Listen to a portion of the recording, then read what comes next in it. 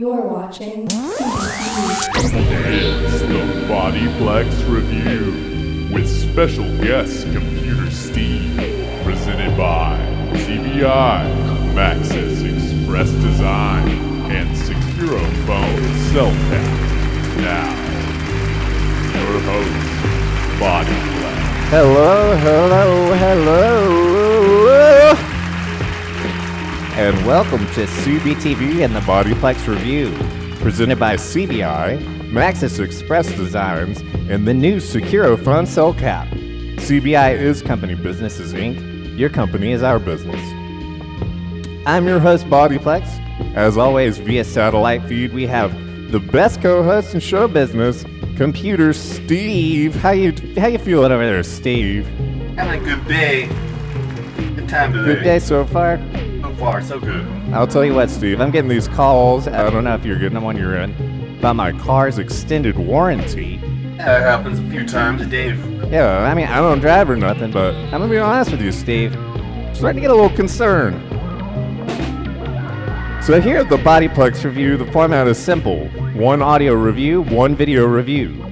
Today on audio, we have the debut 4-song demo by Hattiesburg, Mississippi rockers MSPAINT. And on video, the 2007 Eddie Murphy rom-com Norbit. We have listened, we have watched, and now we'll give our reviews out of 10. Add those totals together and divide that total number in half to get our official, unbiased, CBI-approved rating for each piece. Our goal here is to review everything, not just anything. And if you have any suggestions or you'd like to submit to be included in the CBTV Bodyplex Review, please reach out at our general email with subject CBTV to companybusinessesinc@gmail.com. Now, we have a short demo to review today, but we've got Norbit. So you want to go ahead and get started in on these reviews, Steve? Let's get rolling. So first up on the docket, we have a short demo submitted by one of our viewers, Dayz, from such bands including Him Horrison, Dayz and the Fuzz Coffins, Pleather, and I'm certain there's others that we're not getting to. By way of Hattiesburg, Mississippi, MSPAINT introduces themselves with a 4-song demo of hard industrial synth punk. But I'd say this is more of an EP than a traditional demo. The quality here is great, and I don't think I'd change much if I'm going to be critical. How do you feel about that, Steve? Actually, I really liked the length of it, to be honest. We mentioned before about attention spans, and I thought that this was a perfect amount of time for listening. Oh yeah, just a little 1, 2, 3, 4, and we're getting the picture.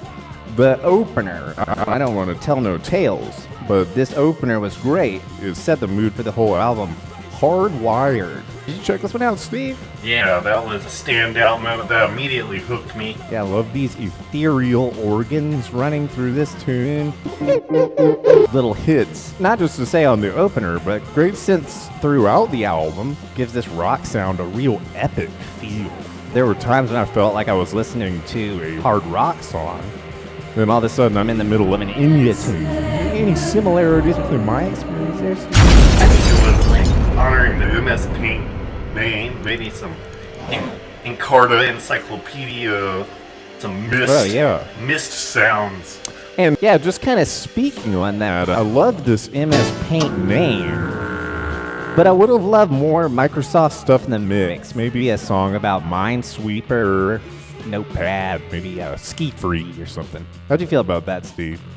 Yeah, absolutely. It throws you off a little bit, thinking that it's going to be a little bit more of a throwback to Solitaire. Oh, yeah. And that's right up my alley. That's Computer Steve. Maybe throw in like an MSPAINT app or something. But another stinker, which is, once again, with these contemporary bands, there's no merch. And if you checked out this great album art, you'll see that they put all this effort into this character design on the cover.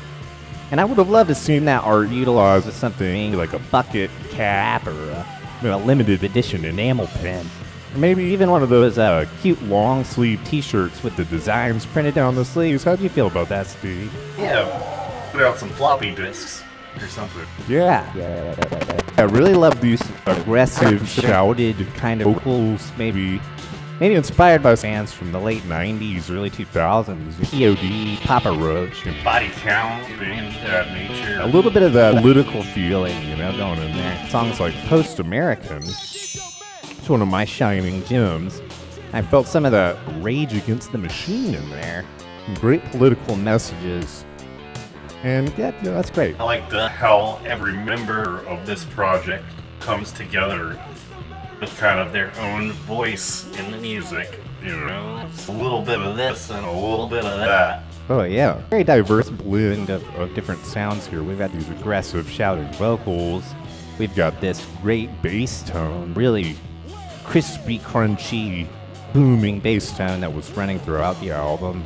And then also these great synths that we were talking about, along with really tight drumming. And I love the drum mix on these. Any shining gems from you in particular, Steve? I know there's only 4 songs, but... Well, I enjoyed all 4 songs kind of equally. I think the balance of the 4 songs is a shining gem in itself. The flow of Hardwired all the way to Post-American felt pretty seamless to me. Like you've already noted, was the bass tones. I kind of like the cyber digital bit crushed sound of a lot of these songs. Yeah, right up my alley. Oh yeah, really great stuff. Love the bass tone. All the way from Hattiesburg, Mississippi, we have Dayz of MSPAINT. How's it going there, Dayz? Good, how are y'all doing? We're doing good. You just tell us your name. Tell us a little bit about MSPAINT, if you could. Just a quick breakdown. My name is Dayz. I do vocals in MSPAINT, and MSPAINT is, I don't really know what to say about it. Well, that's great. We wanted to just run you through a few basic questions, and if you had any answers, if you don't have any answers, that's fine. We can pass it on. Where'd you come up with that name, MSPAINT? We were just tossing names around, and Randy, who plays bass, and just came up with it. There was no real, reason for it. Well, I gotta tell you, we love that name. We were just riffing a little bit on how it makes us want to start a band called Ski Free or something.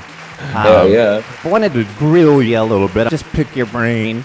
Who are some of your biggest musical influences, maybe for this band, MSPAINT? I think that MSPAINT for me was just about kind of, what are you comfortable with? Like, let's do the opposite of that. We were just talking about all the diverse sounds. There's so many different things going on. It really does sound like the sum of its parts. So hats off to you.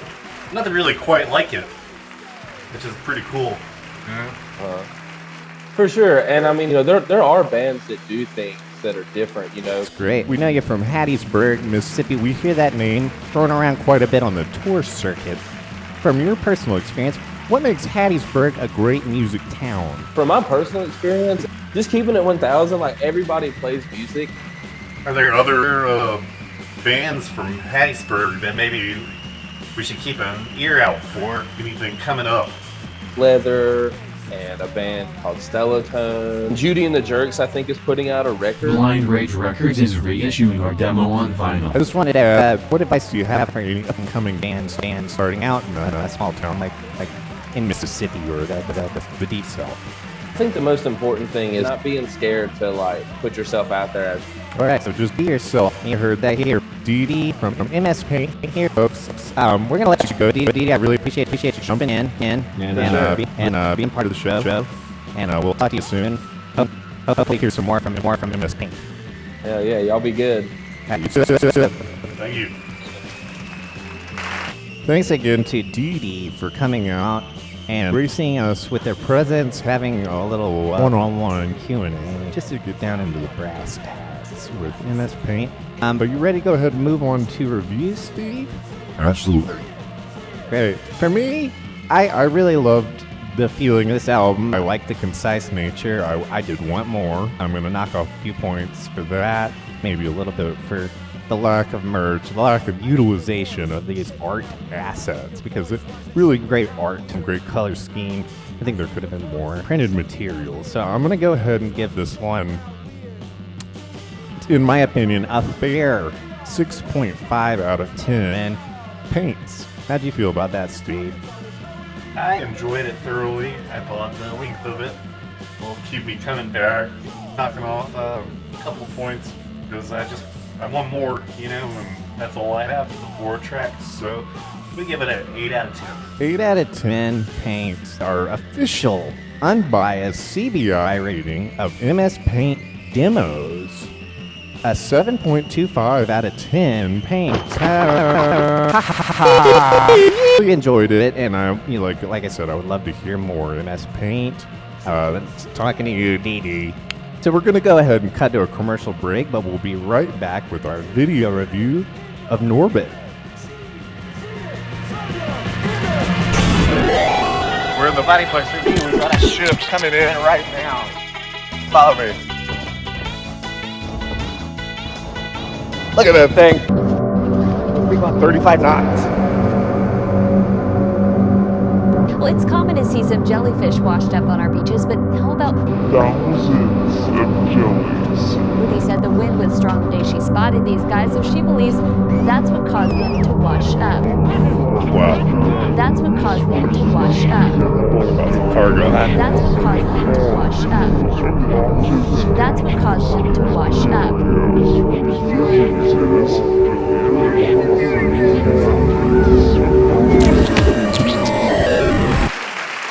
All right, we are back to CBTV and the Bodyplex review, presented by CBI, Maxis Express Designs, and Secur-O-Fone new cell cap. Before we get started, we're going to give you a quick word from our sponsor. This episode is brought to you by Secur-O-Fone cell cap. From the makers of the Cell Glove and the Cell Projector for window and windshield, Secur-O-Fone now introduces the Cell Cap. No cap, no problem. Pick up a Secur-O-Fone cell cap all in one and slip into style at the junction of function. With 3 unique user positions for satisfaction in your smartphone security, Secur-O-Fone cell cap offers hands-free talk with patented padded pocket technology on the left and right ears of the face. Say "see you later" to crampy hands while catching a wacky prank on your live stream. With the slide and lock cell cap slot on your brim, you can let it all hang out on live while traversing the streets or while in bed cutting your new classic version of that latest video trim. And that's not all. Get the whole family in on the fun with the all-new Secur-O-Fone cell cap sling lock system, which turns your cell cap into a GoPro from below, pointed up at the face of the user from below the chin to deliver a desirable angle for video calls. All natural. Secur-O-Fone comes in 4 distinct fashionable styles: ball, bowler, bucket, and the first installment in our Secur-O-Fone International Cell Cap line, Balmoral Bonnet. Pick up a cell cap today from any Secur-O-Fone stall or kiosk at your local supermarket, Earth Organics apparel warehouse, or where most clothing is sold. I gotta pick me up one of those cell caps immediately. How do you feel about that, Steve? I've already got one for all of my friends and acquaintances. It'll be a good Christmas. I'm sure they're going to be sending you thank you cards. We're going to go ahead and knock into Norbit. They set it up. You get this cute origin story for Norbit. You have him growing up with this love interest, Kate. And it's very cute. It really sets the tone for this movie. How do you feel about that, Steve? Yeah, Norbit was very sympathetic, lovable. Kind of threw me off, though. You know, it felt like sorry for him in a way throughout. It almost seemed like the tone of the movie was against Norbit, was putting him down, and I'm gonna have to say, honestly, one of my stinkers was just how much they were trying to make it apparent that he was very ugly. He was an ugly baby. He was ugly as a kid. You look at this baby actor and this toddler actor and this preteen actor who played young Norbit. I'm not getting ugly baby. I'm not getting ugly kid. It's really like they're just telling you, and then you're supposed to say, oh yes, I'll follow along with this. But I think they could have maybe made that a little bit more apparent. It didn't make much sense to me. So this movie revolves around Norbit, who ends up with this Rasputia character, also played by Eddie Murphy. More of somebody he ended up with as he grew older because she protected him from bullies. I feel like they started that off making her a little more of a protector character. Then she devolved into somebody that was controlling him and using him. And I didn't like that. But also, had super strength, which I didn't think that they really went into detail with, but she had some kind of superpower of super strength. 300 feet. Absolutely. Super fast. I even feel like there was a scene in there where it was some kind of cartoonish Scooby-Doo running, which really showed her speed as well as her super strength. A powerhouse villain, really, for any movie. It's something that also set it apart for me. And one of my shining gems was there was a lot of focus on these titles, the treatment of the edits, also the cinematography on this film that I don't think is getting enough credit. It is a unique looking movie. The shots, the symmetry, the setups, the close-ups, and then with the practical effects that they had to work in with CGI as well to fit Eddie Murphy's head onto certain body doubles. I think they did a great job, and it was almost surreal at points, very cartoonish.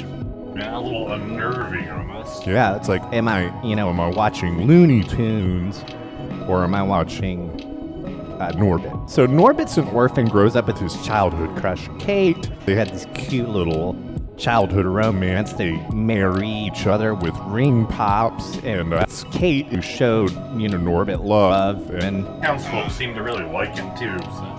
yeah, everybody was a fan of Norbit except for Rasputia and these three older brothers that she had, who basically ran the town, strong-armed the townsfolk into doing pretty much what they wanted to do. The star-studded cast.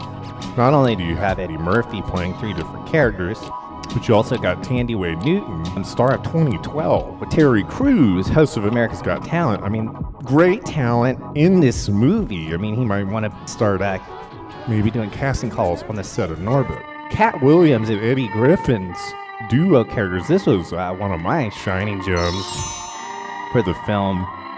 These two, they had these complementary colored suits. They had these back and forth kind of written dialogues between each other.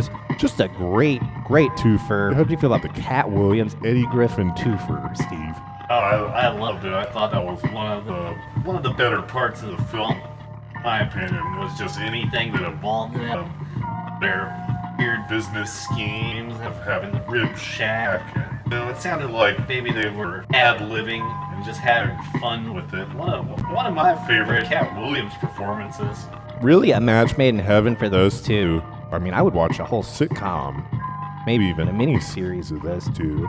Our semi-antagonists here in the wake of Norbit being reacquainted with his childhood love, Kate, you come to find out that she is with Hot Rod Cuba Gooding Jr., star of Snow Dogs. In this cast, we also have writer-director Marlon Wayans with some significant teeth work. I thought that was pretty interesting. Also, actor, author, comedian, all-around hat fan, Michael Collier.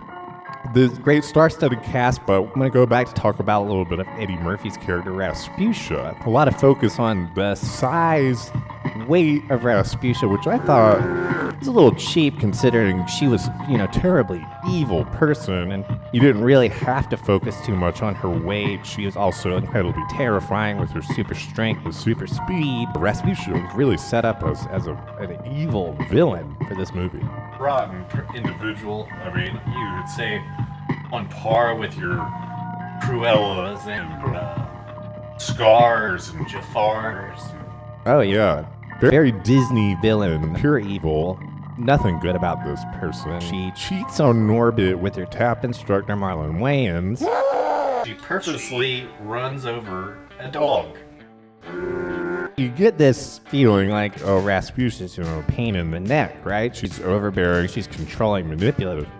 But then, in the flick of a switch, she's all of a sudden a psycho killer.